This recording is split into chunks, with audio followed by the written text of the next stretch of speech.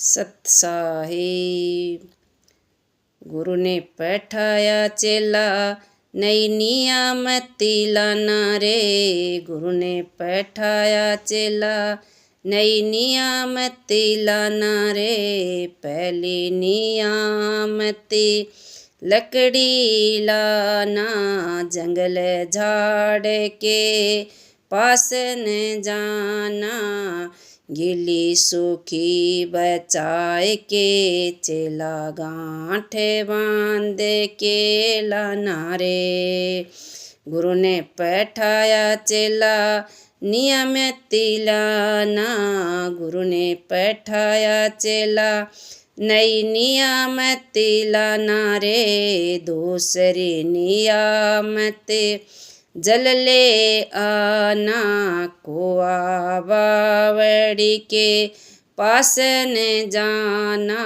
नदी नाला बचाए के चेला तुम्बा भर के लाना रे। गुरु ने बैठाया चेला नई नियामती लाना रे। गुरु ने बैठाया चेला नई नियामती लाना रे। तीसरी नियामत आटा लाना। तीसरी नियामत आटा लाना, ग्राम नगर के पास न जाना। कोटा पीसा छोड़ के चेला झोली भर के लाना रे। गुरु ने बैठाया चेला नई नियामती लाना रे। गुरु ने बैठाया चेला नई नियामती लाना रे। चौथी नियामत कलिया लाना, जीव जंतु के पास न जाना।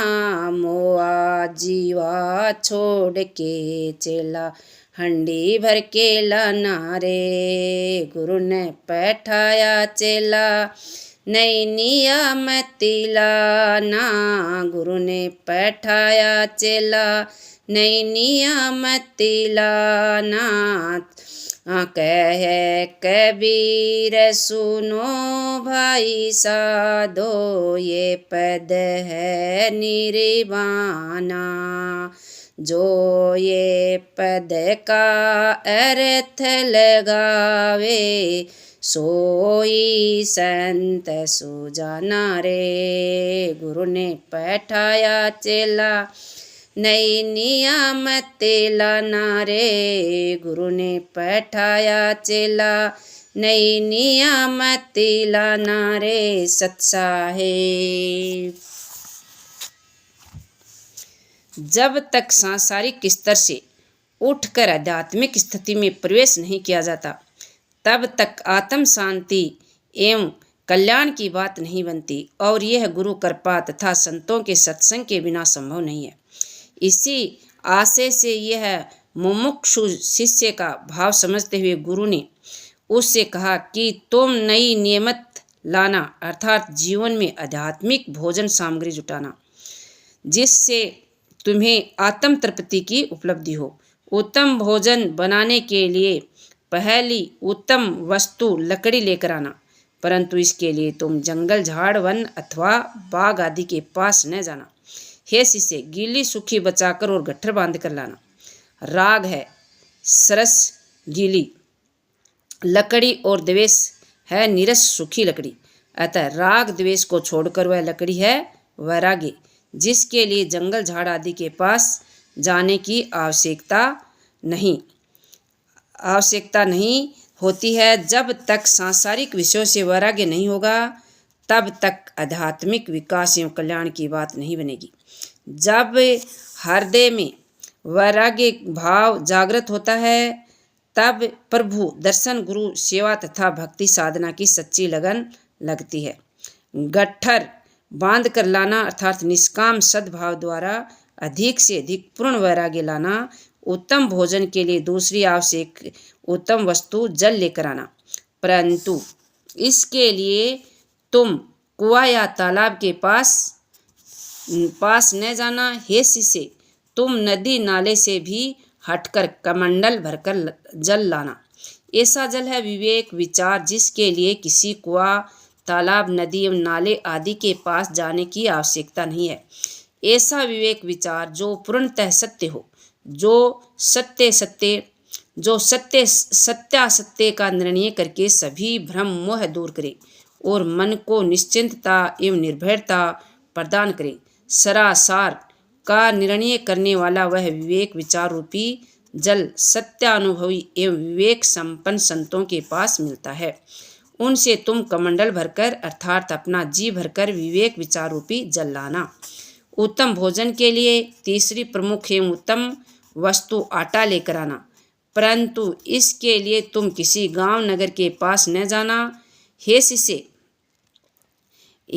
शिष्य, तुम कूटा पिसा छोड़कर झोली भरकर आटा लाना। वह आटा है आत्मा का सत्य ज्ञान, जो किसी गांव नगर के हाट बाजार अथवा सामान्य जन से नहीं मिलता।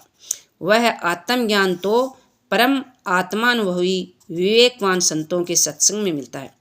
आत्मज्ञान रूपी आटा कूटा पिसा अर्थात नाशवान नहीं है, परंतु नित्य अविनाशी आत्म का अमृत। वह आटा झोली असत्य ज्ञान है, जो अपने आप में अद्वितीय है। संतों की संगति से आत्मज्ञान रूपी वह आटा झोली भरकर अर्थात अपनी बुद्धि में पूरा भरकर लाना। उत्तम भोजन के लिए चौथी उत्तम उद्दिष्ट वस्तु कलिया लेकर आना। कलिया का सीधा अर्थ है अच्छा मांस, परंतु यहाँ ऐसा नहीं है।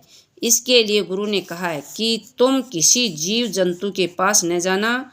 हे शिष्य, मरे जीते को छोड़कर हांडी भरकर लाना। वह कलिया है कल्याण पद, जो किसी जीव जंतु के पास नहीं मिलता और न उसका मरे जीते से संबंध है। पूर्ण संतुष्टि, पूर्ण निर्भयता एवं स्थायी परम सुख शांति की स्थिति वाला वह कल्याण पद भी सत्य आत्मानुभवी एवं विवेक वैराग्यवान संत गुरुओं की सत्संगति से ही प्राप्त होता है। उसे हांडी भरकर अर्थात हृदय में पूर्ण निश्चित के साथ संतुष्ट होकर लाना। सतगुरु कबीर साहब कहते हैं कि हे भाई संतो, सुनो, यह निर्वाणा पद है अर्थात मोक्ष देने वाला है। जो इस पद का इस तरह अर्थ लगाता है और चिंतन मनन करता है, वही परम संत ज्ञानी है। सत साहिब।